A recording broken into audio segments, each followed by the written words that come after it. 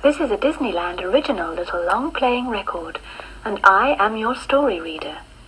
I am going to begin now to read the story of The Sword in the Stone. You can read along with me in your book. You will know it is time to turn the page when Tinker Bell rings her little bells like this. Let's begin now. Wart was a lonely page living in the great stone castle of Sir Ector. Nobody called Wart by his proper name, which was Arthur. Everybody called him just Wart. Sir Ector had a big lazy son named Kay, who liked to stretch out in the sun, and thus his favorite spot was a grassy bank near the drawbridge. But poor Wart had to work and work. He scrubbed pans and scoured pots in the castle cookhouse. He helped the castle carpenter. He polished armor for the armorer. He swept the castle stables clean. Poor Wart, he was all tired out. But one day there was a clap of thunder in the great hall of the castle. There was a puff of smoke, and there stood a strange old man.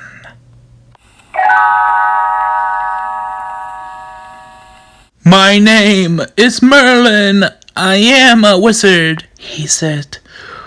"Wart needs lessons, so I have come." Sir Ector and Kay laughed and hooted. "Lessons? What does Wart need lessons for? Go away, old man," said Sir Ector. Merlin waved his wand, and right there inside the great hall it began to snow. It snowed, and it snowed, and it snowed. Where Sir Ector changed his mind, he let Merlin stay on and said, "Give Wart lessons if you like."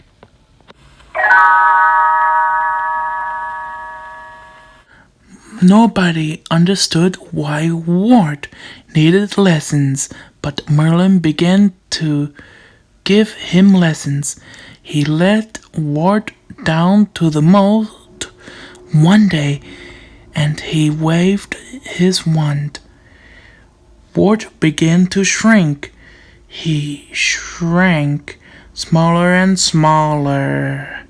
Suddenly, he changed into a little fish and fell into the water. At first, it was great fun.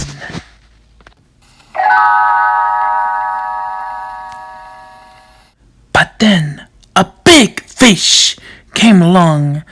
The big fish wanted to catch the little fish for lunch. Poor little Wart. What could he do? He used his head. He hid in a clump of seaweed so the big fish couldn't find him. "Very good," said Merlin. "You learned your lesson, Wart. When in trouble, use your head."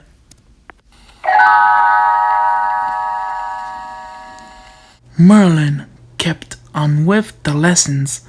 Once he changed Wart into a squirrel. As a squirrel, Wart stored nuts in trees. He learned to be ready for what tomorrow might bring. Another time Merlin changed him into a bird. As a bird, Wart flew high in the sky, and seeing the world from way up there, he learned many things, Ward grew wiser and wiser. But still nobody understood why did Ward need lessons.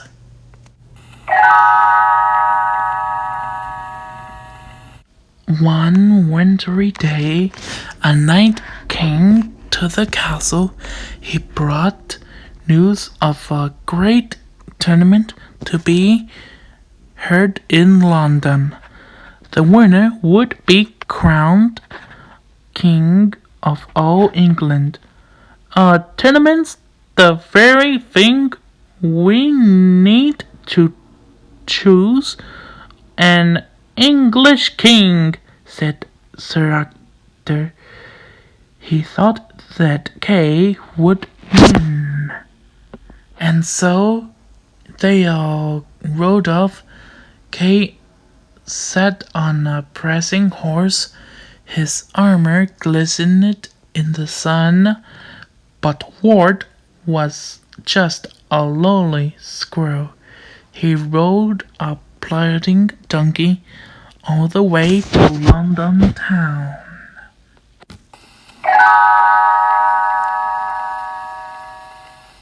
After many days and nights, they came at last to the tournament field. There was a blast of trumpets, and the tilting started. Kay smiled proudly. Soon, with spear and sword, he would fight to win the crown.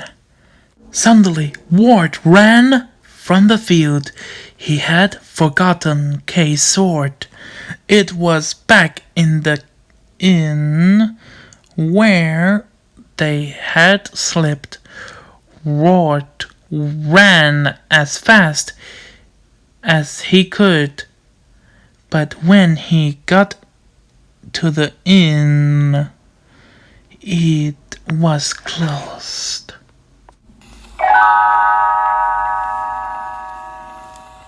Poor Ward, where could he find a sword? He ran and ran in the church ward. He saw a marble stone. On it stood a steel anvil and stuck through the anvil was a gleaming sword. A sword! Ward quickly pulled it out and quickly carried it back to the tournament field. But that's not Kay's sword, cried Sir Ector. When he saw it, then he saw some letters written in gold on the sword.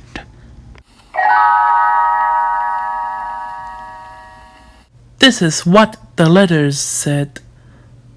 Whoso pulleth out this sword of this stone and anvil is right rise, king born of all England. Sir Ector read that, and so did all the other noble men. Now they knew the tournament wasn't the thing whereby to choose a king. The sword was, but how could Ward have pulled it out? There must be some mistake. They all went to the churchyard. Ward put back the sword into the stone. Everyone tried, but the sword wouldn't move.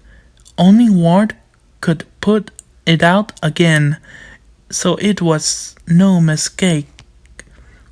But kings must be wise. Kings must know many things. How could Ward be a king?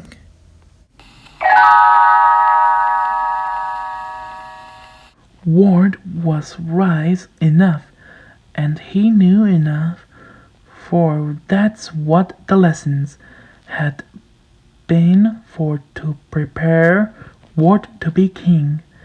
and Ward became a great king known forever after as King Arthur.